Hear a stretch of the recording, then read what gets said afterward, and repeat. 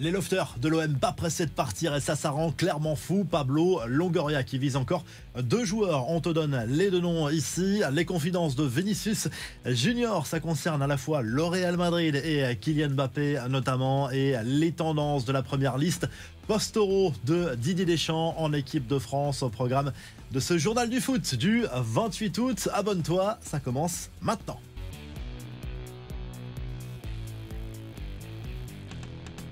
À Marseille, le mercato estival emballe de nombreux spécialistes et les supporters globalement. Et ce n'est peut-être pas fini. Le journal L'équipe et le quotidien régional La Provence nous donnent leurs dernières infos.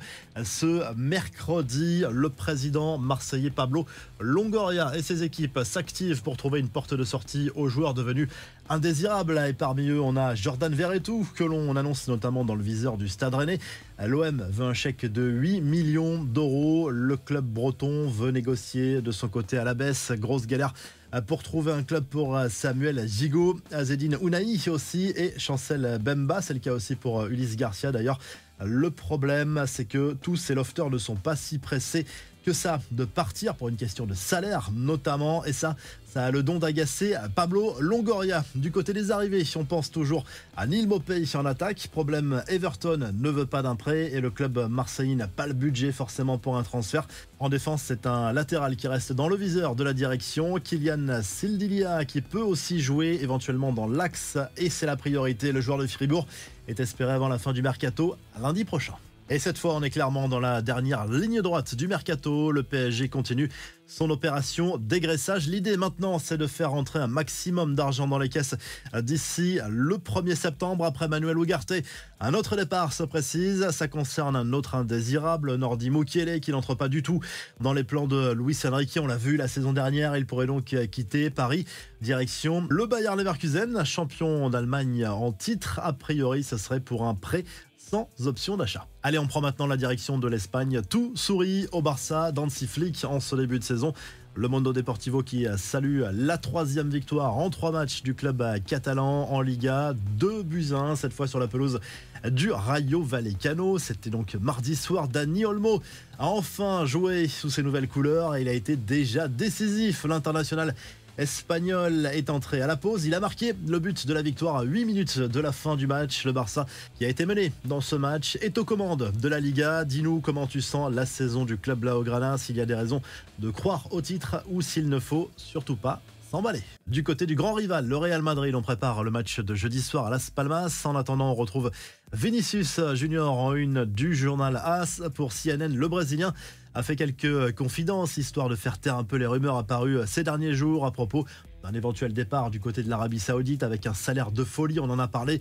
La star merengue le répète, pas question de quitter le Real Madrid. Vinicius qui se voit encore madrilène pour de nombreuses années. Il a aussi confié tout le bien qu'il pensait de son nouveau coéquipier, le français Kylian Mbappé. J'adore son style, j'adore sa façon de jouer et la vérité c'est que je suis très enthousiaste de ce que nous pouvons faire pendant toute cette saison. Il arrive dans un club où il a toujours rêvé d'être et où tous les joueurs ont toujours rêvé de jouer. Le Real Madrid a confié Vinicius. L'actu du Real, c'est aussi cette étude réalisée par l'Observatoire du football CIES qui place le club merengue tout en haut du classement des meilleurs clubs formateurs d'Europe. Le centre de formation du Real Madrid qui produit un nombre de talents importants qui finissent par jouer dans tous les championnats européens. 67 footballeurs formés au sein de la Maison Blanche qui joue actuellement d'ailleurs dans 58 championnats différents. C'est 3 joueurs de plus par exemple que la Masia du Barça et 6 de plus que l'Ajax. On jette un œil aussi sur les autres infos foot de ce mercredi. Didier Deschamps va annoncer ce jeudi la liste des Bleus pour les 2 rencontres de Ligue des Nations face à l'Italie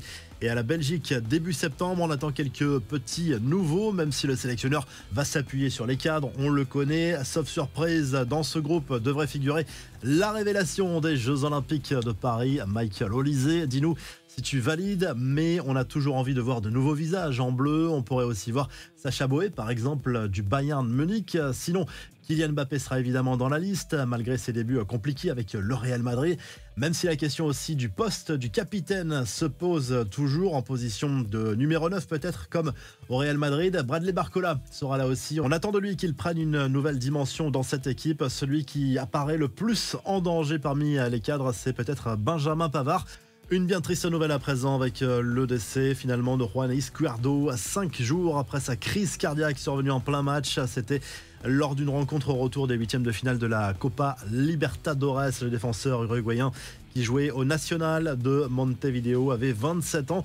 Enfin, ça s'agite dans tous les sens du côté de l'OL. C'est officiel pour l'arrivée du milieu de terrain américain Tanner Tessman. Jusqu'ici, il jouait à Venise et il était capitaine des États-Unis lors du tournoi olympique à Paris. Montant du transfert 6 millions d'euros. Et dans l'autre sens, celui des départs, Aurel Mangala pourrait déjà quitter le club rhodanien. Selon RMC Sport, le milieu belge figure sur la liste des joueurs suivis par Everton lors du mercato estival. Les Toffees que John Textor veut racheter. D'ailleurs, l'OL qui a aussi prêté l'attaquant Amin Sarr du côté de l'Italie à l'Hellas Vérone. C'est un véritable flop du côté de l'OL. Jusqu'à présent, pense bien à t'abonner pour ne rien manquer de l'actu des cadors européens, du PSG, de l'OM, du Barça, du Real au quotidien et bien d'autres. On se laisse avec deux vidéos, deux séquences, notamment cette chaude ambiance dans un derby dans le championnat hongrois avec les supporters